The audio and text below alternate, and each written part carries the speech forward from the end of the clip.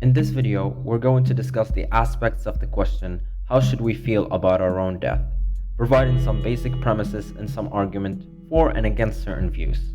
We're going to start off by explaining some relevant views regarding our existence, followed by a single argument for the dualist and a counter argument. Then we'll be talking about what makes dying a bad thing and how will that fact influence our behavior. And finally, how should we feel about our own death? The materialistic or physicalist view and the dualist view are both very important. The physicalist suggests that all there is to us as humans can be adequately explained, strictly depending on our physical properties, and that we are in some sense biological machines. Though beautiful machines, capable of feeling love and producing wonderful symphony, machines nonetheless. The dualist view is based on the ideas that the body and soul are two separate entities. The soul from the dualist view is an explanation or an answer to why we have certain features. It is not wrong to think of both these views as competing teams of thought, each trying to convince the other party of what they believe. It is wrong, however, to think of them as never willing to change their initial view.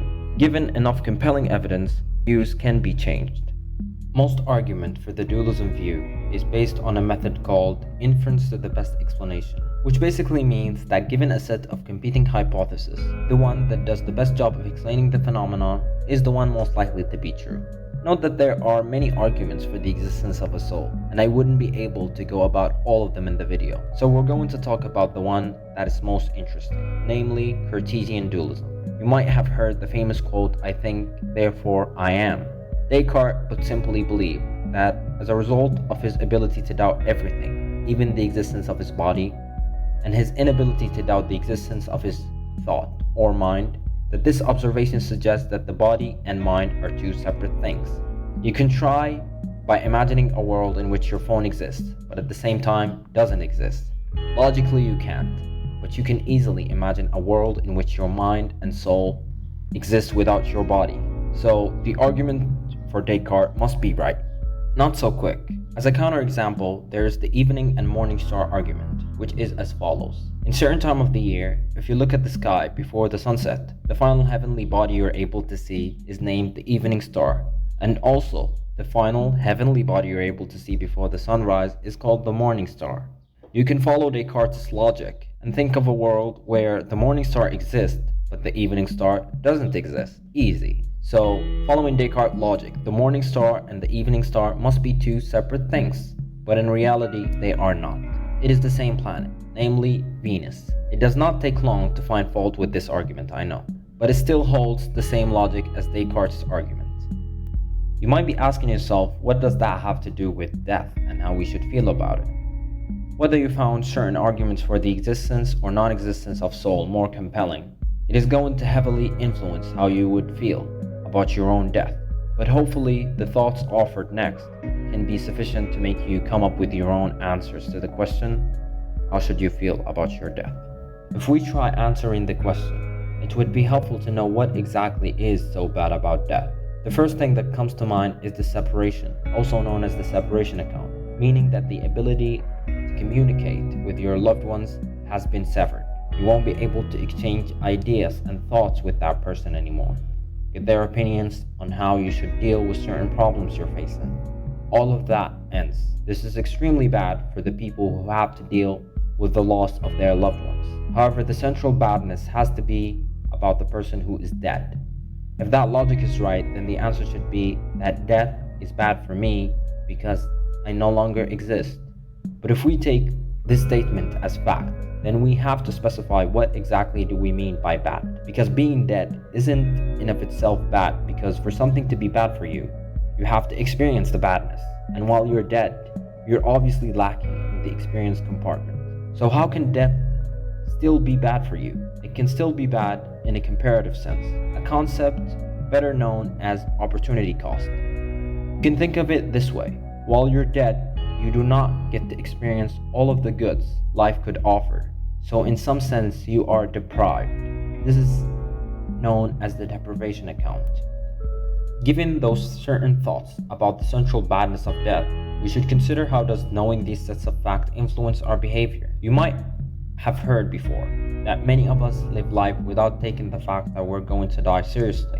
I suppose that depends on what you mean by seriously, because people working dangerous jobs have life insurance, and people also leave wills on the regular.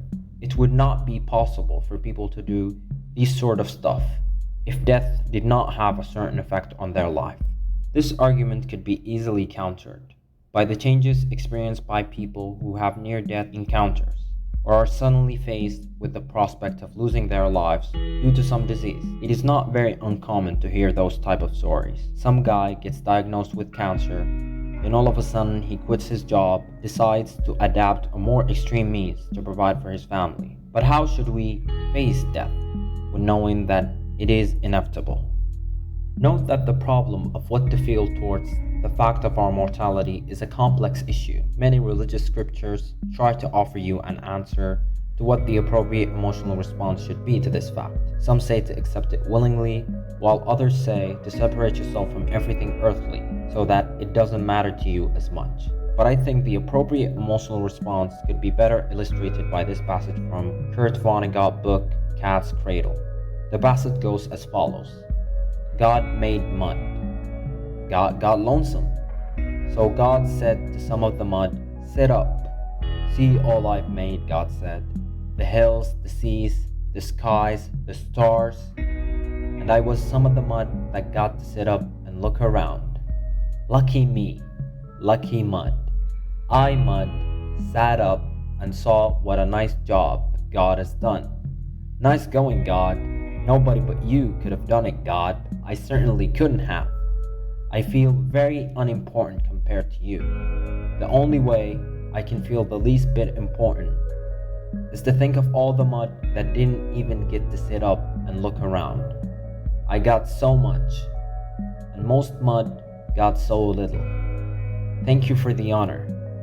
Now mud lies down again and goes to sleep. What memories for mud to have. What interesting other kind of sitting up mud I met. I loved everything I saw. Hence, the appropriate emotional response to death is to then be grateful that you get the chance to enjoy life. The content in this video was heavily based on the lecture provided by Professor Shelley Kagan. If you want to see more in-depth discussion about the nature of death, make sure to go check the description box. And hit the like if you enjoyed the video and subscribe for more similar content. And bye.